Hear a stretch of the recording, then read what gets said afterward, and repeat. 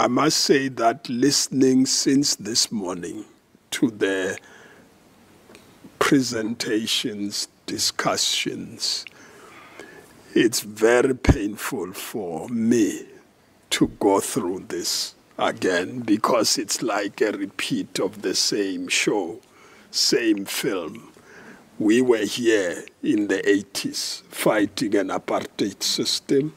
We used to come and appear before the UN, and the same countries that are involved are still the same countries today. The United States, Britain, France, and Western countries supported the apartheid system fully. They also gave them capacity of nuclear weapons, chemical weapons, some of which were used against us. And my presentation is about how we would put pressure on these governments to stop supporting apartheid Israel, settler colonialism in Israel, in the same way we did with South Africa. We didn't start with people supporting South Africa. We ended with them doing so. It's not out of conversion or changing their minds. It's by force. So we're not going to have them changing their minds. We're going to have to actually put pressure on them. So I want to say in a point form, for one who was and has lived through a neo-colonial, racist apartheid society, when I visited Palestine, Israel, and I will call it like that for purposes of this presentation, for the first time in 1988, I was actually asked by a Jewish rabbi to go there and see both sides. And I spent 2 days with the Israelis, 2 days with the Palestinians. And I came out there convinced that what I saw there in 1988 was worse than what we're experiencing in South Africa at the height of the apartheid system in South Africa. And I could not miss the fact that this is a settler colonial apartheid system, and I do elaborate in the paper. In terms of the later evidence, Jewish national state law, I read it. You can't miss clear apartheid. It's not discrimination, and you don't need an education about that. And then during the latter visit in 2022, we went to Sheikh Jarrah, met Palestinians who were driven out of various parts of Israel during 1948. They still had keys for their houses and want to go back home. But a Jewish person can live from any part of the world, arrive there, and claim the land where they are, and the law permitted that. But the Palestinian was removed in 1948, can't do the same. And that can prove apartheid racism more than that would be.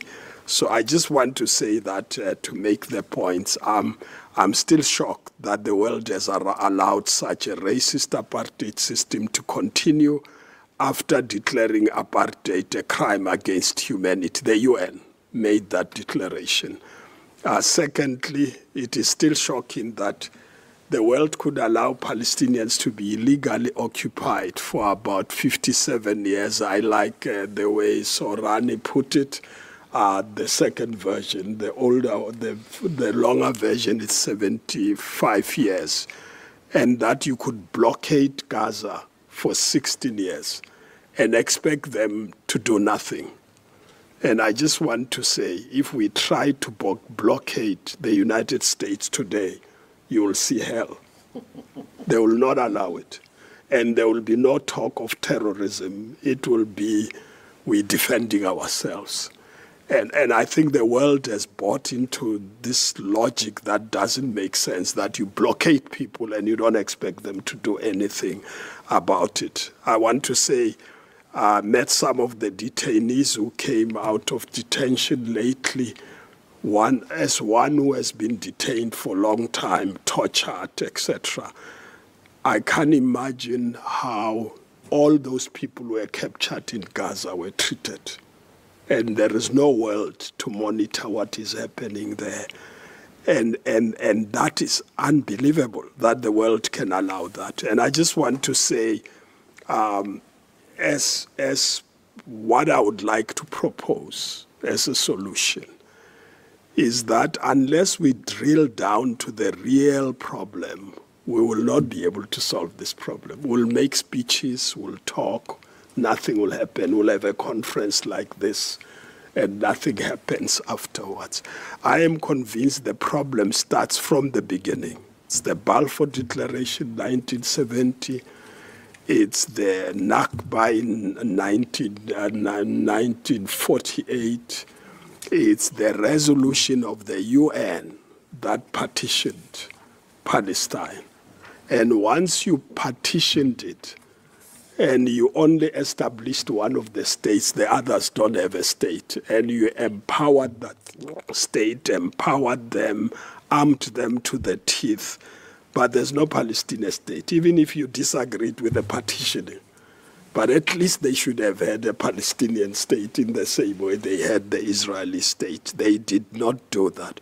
The Oslo agreements came, they were adopted, but nothing happened as well. So resolutions of the UN don't work. And so what we have done, and I want to sum it up in this way, is that we have allowed the Israel to be emboldened to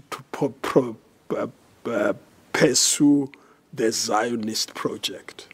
And the Zionist project is expressed clearly, much more clearly, by Bezalel Smotrich, the current finance minister in the cabinet of Israel, who says in his paper, either Palestinians submit, or they leave, or they die.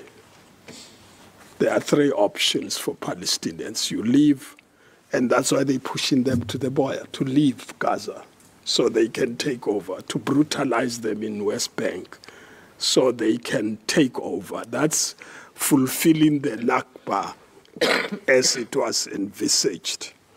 And because of that, the world has allowed them, because of failure of the world, it has allowed them to do this right in front of the world, publicly seen, killing kids. And if any of what is happening in Gaza would happen in any of the Western countries today, there will be hell. They will not allow 30,000 people to be killed in the manner in which the Palestinians are killed. And my conclusion is that this can only be people who think in settler, colonial, racist, apartheid way, because Palestinians are not human beings. You have to have that view.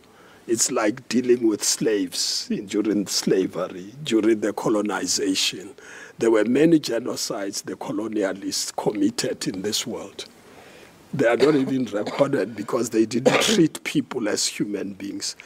And I just want to conclude, our chair, by saying three things. That firstly, you had to have a racist settler colonial mind to establish a settler colonial system at the time when colonialization was coming to an end. 1948, it was the time when it was coming to an end.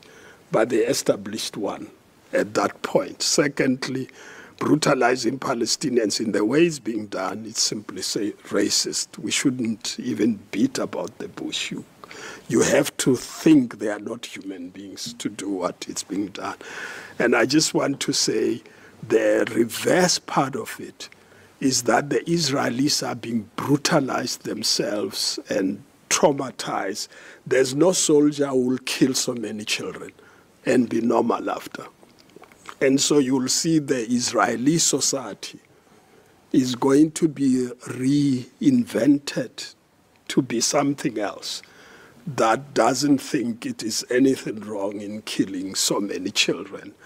And I just want to say our plan, and I don't want to say it's South African, we're asked by the Palestinians to host that conference. And our plan is to invite, we've done so already, we are inviting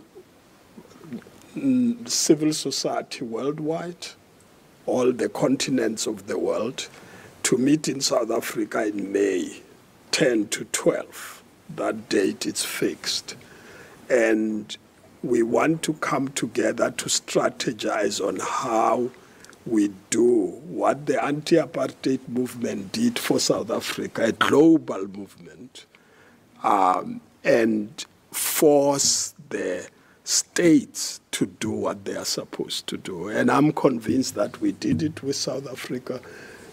The United States would not support us until we put them under pressure through their citizens to be able to adopt the sanctions resolution against apartheid South Africa. The same with the other governments. And I'm convinced that waiting for the states to change will not achieve anything. It is us who should do it. Lastly, I would like to say that history has shown that no empire lasts forever. Read history. And that those who have power must know that power does come to an end. That if one has power, one must use it circumspectly for the good of humanity rather than for self-interest, because it will turn against them in future. Thank you.